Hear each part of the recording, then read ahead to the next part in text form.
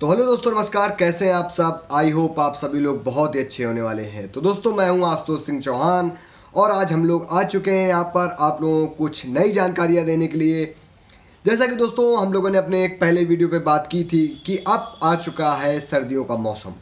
तो हाँ दोस्तों, सर्दियों का मौसम आ चुका है। हम लोगों ने आपके लिए बात की थी आरटी विन के बारे में, जो हमारा लास्ट लेक्चर है, तो आप उसको देख लीजिएगा। और हम उसके लिए आरटी विन का एक और लेक्चर, डिटेल लेक्चर आप लोगों के लिए लाएंगे, क्योंकि वो लेक्चर में हमको उतना मज़ा नहीं आ पाया है, मगर हम आपके लिए लाएंगे। तो दोस्तों अब हम लोग बात करते हैं बिना देरी के हुए कि अब समय आ चुका है सर्दियों का दोस्तों। और सर्दियाँ क्या होती हैं, थोड़ा सा इस बार ज़्यादा पड़ने वाली हैं या लंबी पड़ने वाली हैं। तो जनरली जो देखा गया है कि सर्दियों में क्या प्रॉब्लम आती हैं, तो सर्दियों में जब जैसे ही मौसम बदलता है तो क्या हो जाता है कि जो भी पशु हैं, या तो उनका दूध कम हो जाता है, या वो क्या हो जाता है कि उनकी तबीयत खराब हो जाती है, या वो बैठ जाते हैं, या इस प्रकार की चीज़ें आ जाती हैं। सबसे गंभीर बीमारी जो आती है वो श्वसन तंत्र की बीमारियां इस समय थोड़ा सा हावी हो जाती हैं। मैं ये नहीं कहता हूँ कि भैंसों पे ये बीमारियां हावी हो जाएंगी या गायों पे हो जाएंगी, मगर हो जाएंगी। मगर सबसे ज़्यादा प्रॉब्लम किनको आती है? जो छोटे जानवर होते हैं। छोटे जानवरों में जैसे कौन से? जैसे बकरी है, भेड़ है, और हमारे बछिया हैं, या पड़िया पड़वा है। इस प्रकार के जो भी जानवर हैं, इनको सर्द ज़्यादा लगती है। और आपने देखा होगा कि सर्द लगने के बाद ये जो जानवर हैं, ये सारे जानवर क्या है, ये दस्त करने लगते हैं, या चारा खाना कम कर देते हैं, या इनका पेट में दर्द होने लगता है, और धीरे से फिर इनकी जान चली जाती है। तो आज हम इन सभी चीज़ों के बारे में आप लोगों को थोड़ा सा एक जनरल इंट्रोडक्शन देंगे, क्योंकि देखिए एक वीडियो में हम लोग इतना लंबा टॉपिक नहीं कवर कर सकते हैं। वैसे भी मेरे टॉपिक थोड़े लंबे होते हैं, आप सभी लोगों के बहुत ज़्यादा मैसेज आते हैं। तो आज मैं उन सभी टॉपिक्स में एक टॉपिक, जानवरों में ठंडी की वजह से या मौसम बदलने की वजह से अचानक दूध कम हो गया है, हमारे कई पशुपालक भाइयों के क्वेश्चन थे, तो उसको हम लोग कैसे रिकवर करें या हम लोग उसको कैसे मेंटेनेंस करें, आज हम लोग उसके बारे में यहाँ पर बात करेंगे। देखिए दोस्तों, जब ठंडियाँ आ जाती हैं या हम लोग कहें अचानक सर्दी शुरू हो गई या अचानक मौसम बदलता है, चाहे सर्दी आ जाए चाहे गर्मी आ जाए, तो जानवरों के अंदर एक टेंडेंसी होती है कि उनका, अगर जो दूध देने वाले जानवर हैं, तो सबसे पहले जो उनका चेंजमेंट होता है या अंतर आता है, तो वो सबसे ज़्यादा अंतर आता है दूध में। उनके सबसे पहला अंतर दूध में ही आता है, दूध देने वाले पशु के अंदर। क्योंकि दोस्तों हम लोग जानते हैं दूध भी क्या है, एक प्रकार का एनर्जी का स्रोत ही है, और वो भी पशुओं के ही ब्लड से, बोन से निकले हुए इंग्रेडिएंट हैं, जो कि हम लोग क्या कर रहे हैं, पा रहे हैं, या हम लोग कहें ग्रहण कर रहे हैं। तो दोस्तों ठंड सभी को लगती है। हम जब मनुष्य हैं तो हम लोगों को ठंड लगती है, तो हमारे पशुओं को भी ठंड अवश्य लगती है। और जो भी पशु दूध देता है, उसके अंदर जो थोड़ा सा हम लोग कहें कि एक टेंडेंसी होती है, उस टेंडेंसी को हम लोग इस प्रकार समझ सकते हैं कि देखिए, जब वो पशु दूध दे रहा है, एनर्जी दे रहा है, एनर्जी निकाल रहा है अपनी बॉडी से, तो ऑलरेडी उसकी बॉडी में एनर्जी बाहर हो रही है, तो उसको एनर्जी की हाई डिमांड होगी। दूसरी बात, ऊपर से ठंड भी बढ़ गई है, तो भी प्रॉब्लम है पशु को। तो इसमें देखा क्या गया है कि जब पशुओं को ठंड लगती है, या हम लोग कहें जब अचानक से मौसम बदलता है, तो पशुओं को ठंड लग जाने की वजह से, या हम लोग कहें कि वो अपनी होम्योस्टेसिस, मतलब बॉडी की, पशु अपने बॉडी की होम्योस्टेसिस को मेंटेन करने के लिए क्या करता है कि थोड़ा सा इम्यून रिस्पांस जनरेट करता है। अब वो जो इम्यून रिस्पांस है, वो इम्यून रिस्पांस जनरेट होता है कि पशु की जो नॉर्मल फंक्शनिंग है, या हम लोग कहें उसका जो टेम्परेचर मेंटेनेंस नहीं हो पा रहा है, उसको वो मैनेजमेंट करने की ओर लग जाता है। तो इधर जो दुग्ध का उत्पादन है वो उतना अच्छा नहीं हो पाता है, या हम लोग कहें तुरंत से घट जाता है। तो इससे पशुपालक भाई हमारे काफ़ी ज़्यादा परेशान हो जाते हैं कि हमारे भैंस को किसी ने मार दिया या क्या हो गया। ये बहुत सारे पशुपालक भाई करते हैं। ऐसा कहीं कुछ भी नहीं है, ना कोई मारता है, ना कोई कुछ कहीं नहीं होता है। अगर आप दवा देंगे तो भी आपका जानवर ठीक हो जाएगा, और दवा नहीं भी देंगे तो भी आपका जानवर ठीक हो जाएगा। इस प्रकार की कंडीशन अगर आ रही है कि आपके पशु ने अचानक से दूध कम कर दिया है, धीरे धीरे दूध आ जाएगा, कुछ टाइम लग सकता है, आपको चारा पानी ज़्यादा करना पड़ सकता है, इस प्रकार की चीज़ें आ सकती हैं। अगर आप दवा के माध्यम से इस प्रकार की चीज़ें करना चाहते हैं, तो दवा में जैसे आप ले सकते हैं कैल्शियम और मल्टीविटामिन, तो एक अच्छा रिजल्ट रहेगा।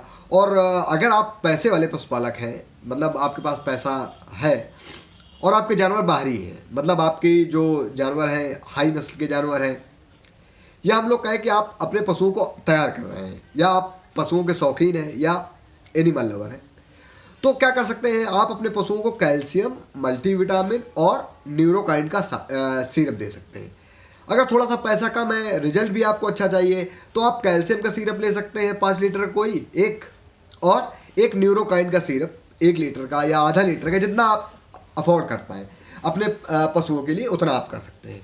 तो जैसे अगर मान लीजिए हम लोग बात करते हैं कि आपने 5 लीटर का कैल्शियम ले लिया किसी अच्छी कंपनी का, जैसे मान लीजिए विरबैक का ऑस्टोवेट ले लिया आपने, या इंटास का कैलशक्ति स्मार्ट ले लिया आपने, या हम लोग कहें एलेम्बिक का ले लिया, या और भी कई कंपनियां हैं जैसे मैनकाइंड है, जैसे उसका कैल्शियम स्ट्रॉन्ग आता है या कैल्शियम गोल्ड आता है, आप उसको लेकर के भी अच्छा उपयोग कर सकते हैं, अच्छा रिजल्ट पा सकते हैं।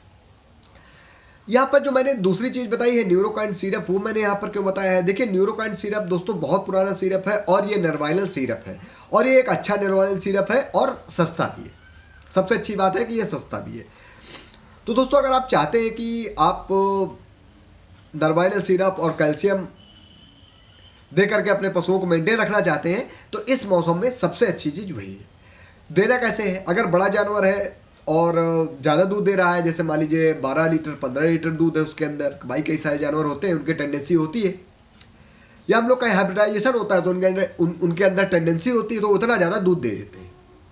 तो दूध तो अच्छा दे रहे हैं, दूध तो ज़्यादा दे रहे हैं, तो हमारा भी तो एक कर्तव्य है कि हम उनके दूध को मेंटेनेंस रखें, या हम लोग उनकी जो भी शरीर की आंतरिक संरचना है उसको गड़बड़ होने से बचा सकें।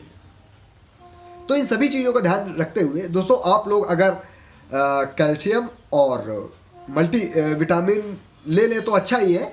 अगर मल्टी विटामिन नहीं ले पा रहे हैं तो आप न्यूरोकाइन सिरप लेकर के भी अच्छा रिजल्ट पा सकते हैं।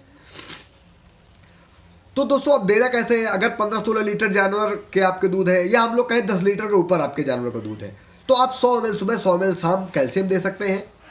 कैल्शियम आप प्लेन ले लीजिएगा, चिलेटेड अगर ना ले पाए, अगर चिलेटेड लेंगे तो 100 ml दिन में एक बार आप दे दीजिए, 50 ml सुबह 50 ml शाम।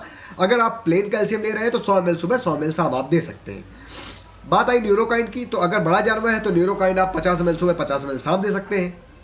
अगर छोटे पशु हैं, मतलब देसी जानवर है, देसी जानवरों के साथ ऐसा हो रहा है, या हम लोग कहें जो गाय हैं उनके साथ ऐसा हो रहा है, भाई कई सारी गायें हैं जो अचानक दूध देना कम कर देती हैं, क्योंकि हमने देखा है कि भैंसों से ज़्यादा जो ठंड है वो गायों में लगती है और गायों में पाई जाती है, और गायों से ज़्यादा भेड़ बकरियों में। तो इनमें सभी में हम लोग ये सारी चीज़ें चलाएंगे। जैसे आपका जानवर बड़ा है तो आप 5 लीटर कैल्शियम ले लीजिए, गाय है भैंस है तो 5 लीटर कैल्शियम ले लीजिए, या हम लोग कहें बछिया है, पड़िया है, या बकरी है तो आप 2 लीटर या 1 लीटर भी ले सकते हैं। पैकिंग सारी अवेलेबल है, 5 लीटर 2 लीटर 1 लीटर में कैल्शियम की भी अवेलेबल है। और न्यूरोकाइन की बात करें तो न्यूरोकाइन की 1 लीटर 500 ml और 200 ml की भी पैकिंग अवेलेबल है। तो अकॉर्डिंग टू द नीड, जैसी आपकी जेब अलाउ करे आप उस प्रकार से चीज़ों को ले सकते हैं।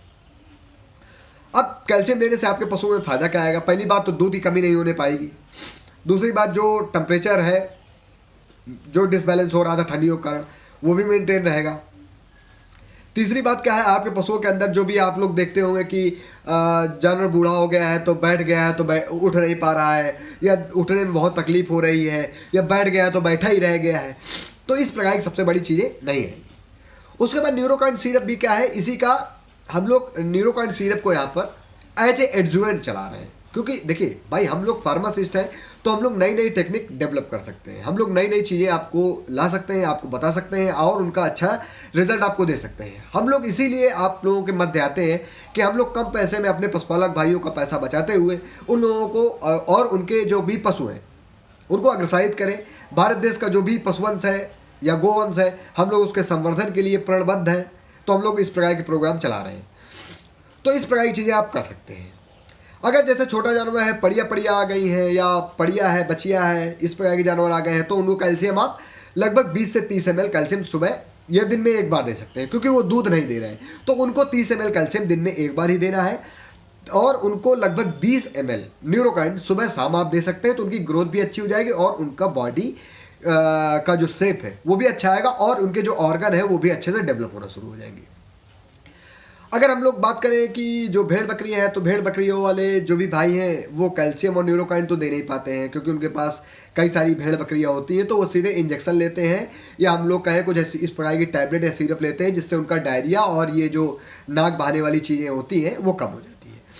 तो दोस्तों अगर आप लोग कैल्शियम एंड मल्टीविटामिन का कॉम्बिनेशन देते हैं तो वास्तव में दोस्तों आपके पशुओं के अंदर जो भी डायरिया या हम लोग कहें उसको कफ या जुकाम, या हम लोग कहें आरटीआई जो रेस्पिरेटरी ट्रैक्ट इन्फेक्शन हो जाता है कई सारे भेड़ बकरियों को, जिससे आप लोग परेशान होते हैं और आप लोग भागते हैं और फिर 250, 300, 500 रुपये एक जानवर पे खर्चा करते हैं, और कई जगह देखा यह गया है कि जानवर फिर भी बच नहीं पाता है।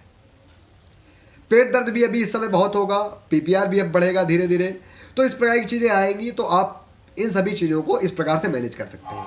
तो दोस्तों मुझे लगता है कि मेरा वीडियो आप सभी लोगों के लिए अच्छा रहा होगा।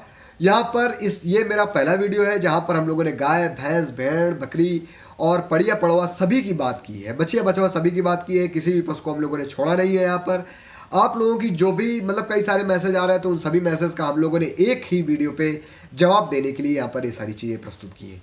तो मुझे लगता है दोस्तों मेरा ये जो वीडियो है आपके लिए और आपके पशुपालन के लिए बहुत ही अच्छा होगा। तो बहुत बहुत आपका हार्दिक आभार, नमस्कार, धन्यवाद।